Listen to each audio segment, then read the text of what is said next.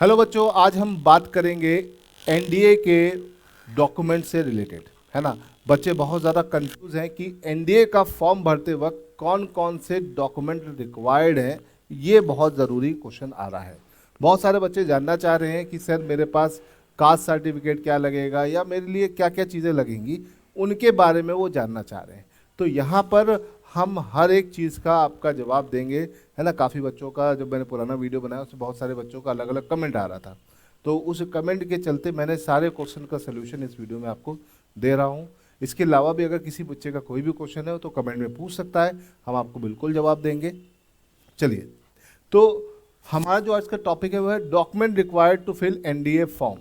ठीक है, एनडीए का फॉर्म आया है, हर बार आता है और बच्चे हमेशा कंफ्यूज हो जाते हैं, क्योंकि अभी रिसेंटली यूपीएससी ने एनडीए का पोर्टल चेंज कर दिया, मतलब फॉर्म फिलिंग पोर्टल ही चेंज कर दिया है। सिर्फ एनडीए के लिए क्या, सीडीएस के लिए और बाकी सारे एग्जाम्स के लिए भी ये पोर्टल चेंज हो गया। तो कॉमन ऐप पोर्टल बन गया है, इसी पोर्टल पे सारी इंफॉर्मेशन आपको देनी होती है, करनी होती है, सब कुछ वहीं से हो रहा है। तो इसके चलते थोड़ा सा बच्चों को या जो भी लोग हैं उनको थोड़ा सा पैटर्न चेंज मिला, तो इसके चलते काफ़ी कंफ्यूज है।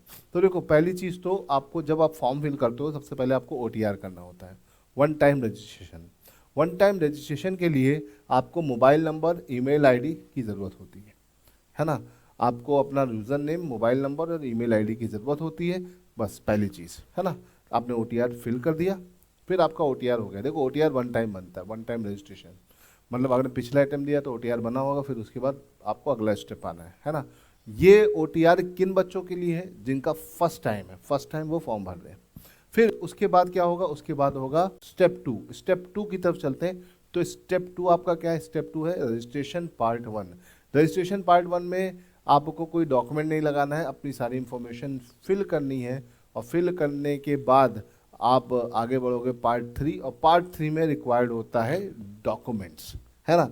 डॉक्यूमेंट्स में आपको क्या चलेगा, एक सिग्नेचर, है ना, जो कि जेपीजी फॉर्मेट में हो, 20 से 300 केबी के बीच में आपका हो, है ना। इसको आप, कई सारी ऐप्स आती हैं, उससे सिग्नेचर खींच के आप रिसाइज कर सकते हो। इसके अलावा अगली चीज़ क्या है, आपका फोटोग्राफ्स, है ना। आपका photograph with name and date, है ना। फोटोग्राफ हो, नीचे नाम लिखा हो और डेट हो, है ना, उसके साथ, है ना। ठीक, जेपीजी फॉर्म में हो, 20 से 300 केबी के बीच ये फाइल हो सकती है उस, ठीक है।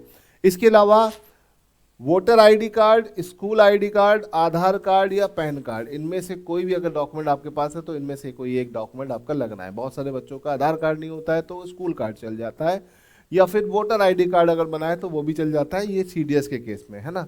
फॉर्म फिलिंग के लिए कॉमन प्रोसीजर है, चाहे एनडीए का हो चाहे सीडीएस का, है ना, इसे ध्यान रखिएगा। पैन कार्ड भी एप्लीकेबल है, ठीक है। तो ये पांचवी चीज होगी। इसके अलावा आपका मार्कशीट, 10th क्लास की मार्कशीट चाहिए होगी, है ना, उसका पीडीएफ फॉर्म में। किस फॉर्म में, पीडीएफ फॉर्म में, और वो पीडीएफ 1 MB से ज़्यादा नहीं होना चाहिए, ठीक है। इसके अलावा 12th क्लास की मार्कशीट, अब देखो बहुत सारे बच्चे 12th अपेयरिंग है तो उनको यहाँ पर मार्कशीट का कोई भी क्राइटेरिया नहीं लग चाहिए रहेगा, है ना। अगर 12th पास है तो मार्कशीट लगाते हैं, ठीक है। तो जो बच्चों ने पिछली बार 12th अपेयरिंग में फॉर्म भरा था, इस बार उनको मार्कशीट लगानी पड़ेगी, है ना। जिन बच्चों को पुराना फॉर्म भरा वो एज इट इज उसको आगे बढ़ा लें, लेकिन उसमें थोड़ा सा चेंज करना पड़ेगा, ठीक है। इसके अलावा caste certificate, basically caste certificate, कोई रिजर्वेशन यहाँ पे नहीं चलता है। एनडीए में बहुत सारे बच्चों को पूछा, सर क्या यहाँ पे भी रिजर्वेशन है? No, there is no reservation in defence examination, है ना। डिफेंस एग्जामिनेशन में कोई रिजर्वेशन नहीं चलता है, इसे ध्यान रखिएगा। तो यहाँ पर ये कास्ट सर्टिफिकेट आगे जाके कुछ चीज़ें होती हैं जिनमें ज़रूरत पड़ती है, तो उसके लिए है। वो भी जनरल के लिए कोई कास्ट सर्टिफिकेट नहीं, क्योंकि उसका कास्ट जनरल है, उसका कोई सर्टिफिकेट नहीं। ओबीसी, एससी, एसटी, ईडब्ल्यूएस, अगर आप इस कैटेगरी में बिलोंग करते हैं तो आपको वहाँ का सर्टिफिकेट लगा दो, है ना। ठीक, फॉर नॉन क्रीमी लेयर्स के लिए कास्ट सर्टिफिकेट की ज़्यादा ज़रूरत है। इसके अलावा बहुत सारे बच्चों के कुछ अलग अलग अचीवमेंट्स, अवार्ड, प्राइज सर्टिफिकेट होते हैं, कुछ के नहीं भी होते हैं, कुछ के होते हैं। अगर है तो उसको लगा दीजिए। कुछ बच्चों ने एनसीसी लिए रखा होता है तो वो सर्टिफिकेट आप लगा सकते हो, A certificate, B certificate, C certificate, जो भी आपके पास है आप लगा सकते हो। इसके अलावा कुछ बच्चों का स्काउट गाइड का या फिर अलग अलग सर्टिफिकेट्स होते हैं, कुछ अवार्ड्स होते हैं, कुछ अचीवमेंट्स होते हैं। अगर आपके पास है तो आप उसका डेटा, मतलब आपका रिकॉर्डेड फॉर्म में है, आपके पास उसका पूरा डॉक्यूमेंट है, तो उसका पीडीएफ बना के आप यहाँ पर अपलोड कर सकते हो उसके डिस्क्रिप्शन के साथ, ठीक है, वो आपके एसएसबी में काफ़ी यूजफुल होने वाला है अगर आप एसएसबी तक पहुंचते हो तो, है ना। पहला फेज क्या है, पहला तो रिटर्न है, तो ये चीज़ याद रखिएगा। ये वो डॉक्यूमेंट है जिसको फॉर्म भरने से पहले आपको लेके बैठना पड़ेगा। इन डॉक्यूमेंट्स को ध्यान रखिए, ये डॉक्यूमेंट आपके पास होने चाहिए।